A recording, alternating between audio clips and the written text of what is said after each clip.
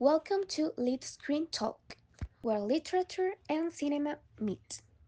Today, we dive into Virginia Woolf's Mrs. Dalloway and its 1997 film adaptation. We will explore how the characters and story evolve between the book and the screen. I am Anna, joined by Sari and Sharith. So, let's begin.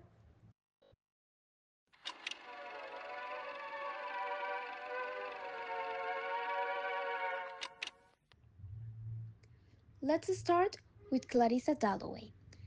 Vanessa Redgrave portrays her wonderfully in the film, but there is a subtle shift in tone. In Woolf's novel, Clarissa's inner thoughts dominate, filled with existential musings. The film simplifies this, focusing more on external actions. What did you think about this change? Absolutely.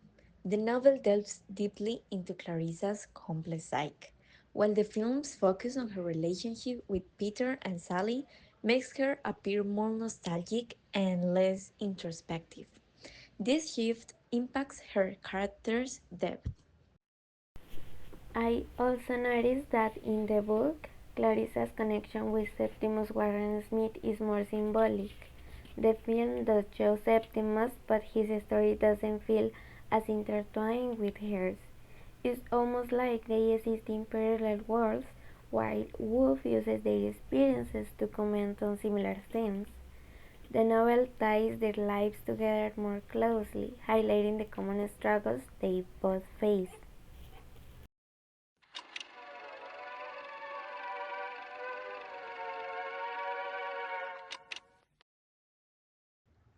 Now, the story itself. What did you think about how the film altered the pacing and themes? This book is structured like a stream of consciousness, jumping between perspective and timelines. The movie follows a more traditional narrative with clear flashbacks and linear storytelling. While this makes it accessible, it loses some of the book's dreamy, fragmented quality. Yeah, exactly. One theme that doesn't get as much focus in the movie is time. In the book, Big Ben chimes mark the passing of time, highlighting its constant march, which is relevant for the story. The movie tries to mention it, but it just doesn't capture the same urgency as in the book. Good point. What about the way Sally Seaton and Peter Walsh are portrayed?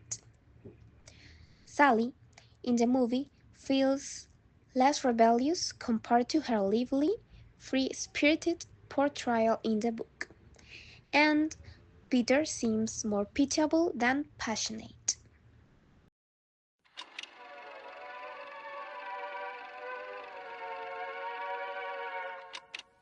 One thing I keep thinking about is how Wolf prose creates like an intimate connection with readers. You're in the characters' heads, feeling their doubts and joys. The film, by contrast, relies on visuals and dialogue, which sometimes feel too surface level. True, but I have to admit, the cinematography really captures the beauty of London after World War One.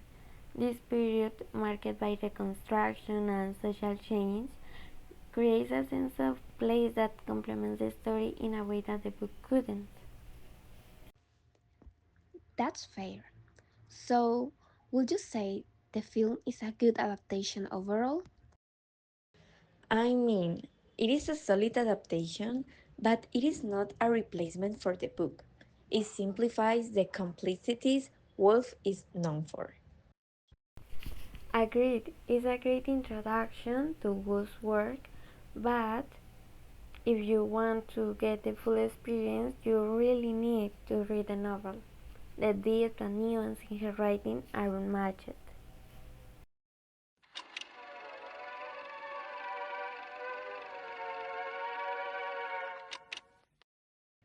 To wrap up, the 1997 Mrs. Dalloway film captures the essence of Woolf's story, but trades depth for clarity. It's a beautiful tribute, but it's hard to match the layers of the novel. We would love to hear your thoughts. What do you prefer, page or screen? Share your views with us on social media. Thanks for tuning into Lead Screen Talk.